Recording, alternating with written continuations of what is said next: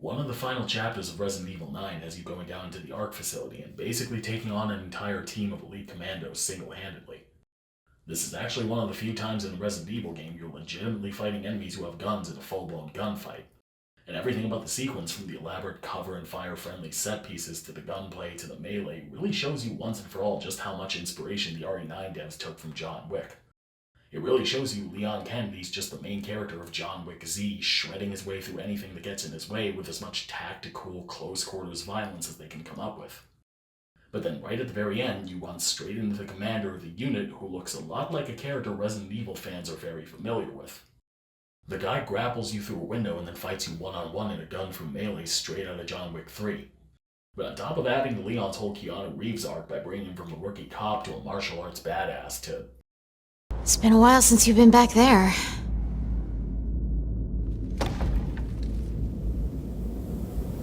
Yeah. This whole encounter ended up starting a lot of debates once people saw it. For the past few weeks since it came out, everyone's been arguing about whether this is HUNK from the other Resident Evil games or some weird rip-off character that just looks like HUNK.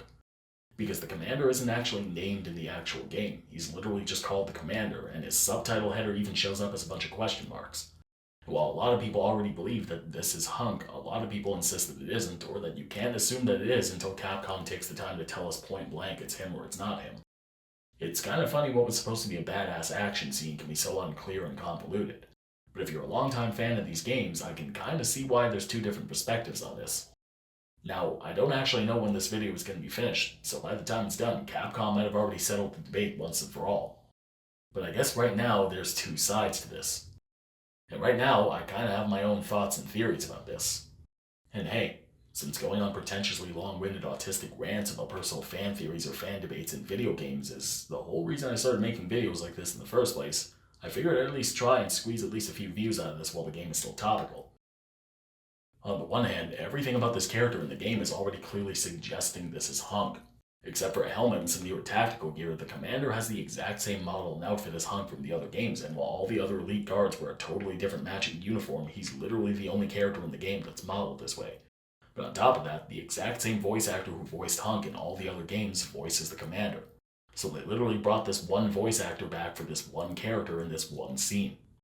And when you see him in the actual game, he has the exact same role HUNK had with Umbrella as a one-man army for a private military, working for the people who seem like they basically just recruited people directly from Umbrella left and right. Which actually would make sense for HUNK, because after Umbrella we know he became a mercenary. But then gameplay-wise, the developers even went and gave him the exact same neck-break finisher move that was HUNK's signature move in all the older games.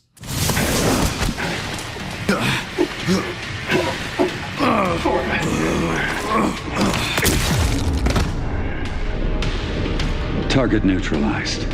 Mission accomplished. And apparently, if you look in the actual game files themselves, this character was actually explicitly labeled as HUNK. The developers themselves referred to him as HUNK when they were designing the game. But then on top of that, there's even another small detail that actually indirectly hints that this is HUNK in kind of a roundabout way. Apparently after the fight, if you look closely enough at his hand when he drops his hatchet, you can actually see he has the same black marks as Leon, meaning he also has Raccoon City syndrome. So at the very least, they're clearly suggesting he's a Raccoon City survivor. But given all the other tie-ins to HUNK, who is literally the fourth survivor of Raccoon City, this looks like it was another way of alluding to the players through the story that this was HUNK. But another part of all this is that on the pro side, people who believe this is HUNK generally seem like they want this to be HUNK.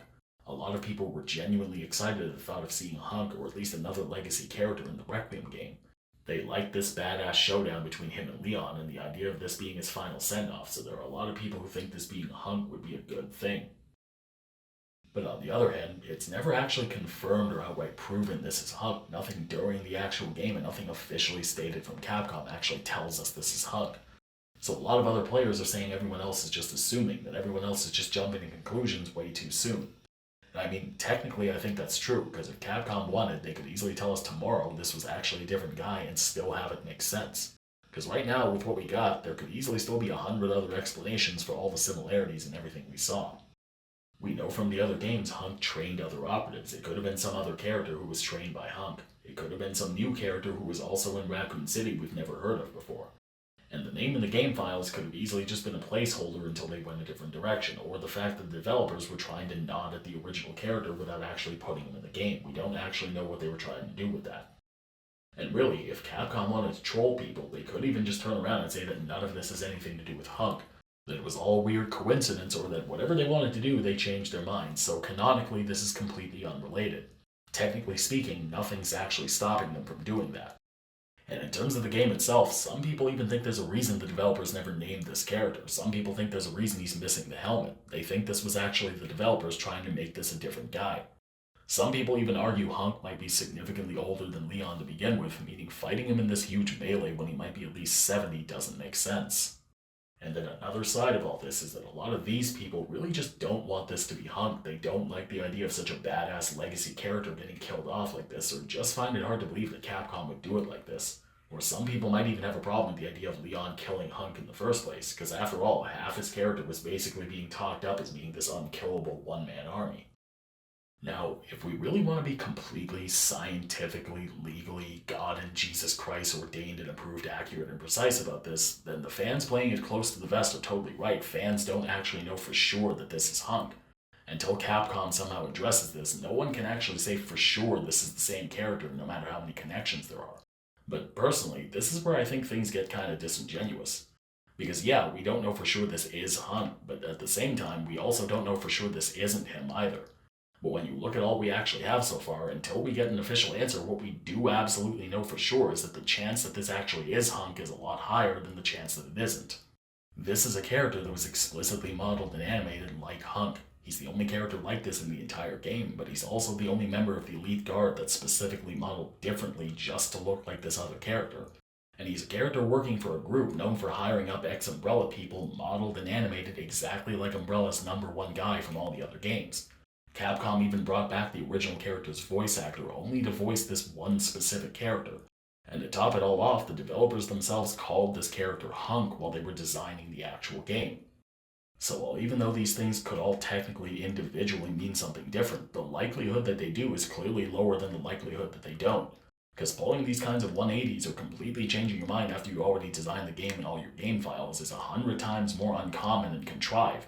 It's not impossible, but until we know for sure, it's definitely the less likely option. And it's kind of disingenuous to completely ignore that, or to act like the least likely conclusions in a story are just as likely as the simplest, most intuitive ones when we don't know either way what's true or not. This is something that used to come up in some of my older theory videos. Some people would just constantly hyperfixate on the most roundabout, contrived, and non-intuitive interpretations for every dialogue or detail or story element, and even got kind of pedantic about we can't make any assumptions because any one of these other things could also be possible. But first of all, I wasn't even saying that any of those things were definitely true. Just like right now with the HUNK thing, I was just pointing out how those really could be a thing. This could very well be HUNK. At the very least, that's also a definite possibility, whether you believe it or not.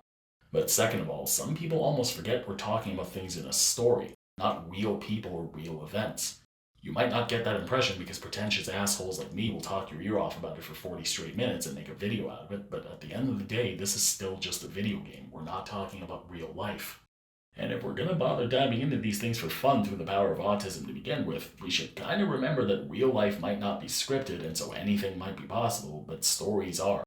Real life doesn't always make sense or follow scripted logic that's lucid and cohesive, but a story with actors and directors and a team of writers usually does. So we could technically play the we don't know for sure game forever. We don't actually know for sure how Raccoon City virus works, so technically speaking, we could find out that anyone who's come into contact with any survivor at any point gets infected by it. That would be completely possible, but completely out of left field and would just completely strain the whole entire game. But in stories, writers can almost never spell everything out for us that clearly and specifically, so the most natural assumption or the most intuitive interpretation is usually the one they're trying to get you to see when they make allusions to something or show you something. And with a story, it's kind of silly to act like the most far-fetched possible narratives are somehow just as likely as the simplest or most obvious ones, just like they would be in real life. Not to mention, there are even a ton of different explanations for a lot of those counter-arguments too. The commander has different gear and he's missing the helmet, but then again, so does Leon, who's not even using his knife in this game, which was an actual crime against humanity. The game takes place decades later for each of the characters. And the game gives him a label or a bunch of question marks instead of a name, but unlike RE6 or the CGI movies where the characters just all immediately act like they've met before, this scene specifically makes a point of letting us know Leon's never met this guy before. He's genuinely surprised the guy knows his name but has no idea who he is, so from his perspective there'd be no real way to identify him. And while a lot of people don't believe the devs would kill HUNK like this, they already brought back Alyssa Ashcroft just to have her almost beheaded with a machete in one of her very first scenes. And one of the endings of Requiem has them killing off Leon fucking Kennedy himself, the only RE main character the creators at Capcom actually give a shit about. So personally, based on what we're seeing now, I think this was most likely HUNK. Again, it's still true none of this actually proves anything one way or the other. And we could easily get a DLC or another game or something from Capcom that'll completely prove the opposite and still make sense. But even then, I still wouldn't think it was unreasonable for fans to think the devs were clearly giving us the impression this was the same character. And personally, I don't even really care that much if it turns out this is HUNK or not. For me, this would have been a very good ending for that character, but it also wouldn't really change that much of the story one way or the other. But with Requiem, I also kind of think there might be a third answer where both these things could actually be right at the same time. Requiem already introduces Zeno, who's very likely a clone of Albert Wesker from the originals. Cloning has been a thing in Resident Evil in a lot of different ways for a long time. And if Zeno's a clone, then that would show the connections somehow have access to clones of important people from Umbrella. But then on top of that, Zeno also has the same black marks that Leon and Sherry have. So if he's a clone, then these connection clones of characters who were in Raccoon City still end up with Raccoon City syndrome exactly like the characters who were actually there in person. So there's actually a way for Capcom to do both things at once here. The commander might even just be a clone of HUNK instead of the original. And if they were already willing to do that with Wesker of all characters, this would actually be a very consistent way for them to bring back a legendary legacy character for a major showdown without committing all the way. It would explain why he's never explicitly named or why he's different from the original. But it would also explain why developers still called him HUNK and still went and based him on the original. And we don't actually know how old the original HUNK was supposed to be, but this would even completely sidestep any issue of him being too old. But you know what? I've rambled on enough. That's about it. Honestly, I'm kind of on the fence about this last point here.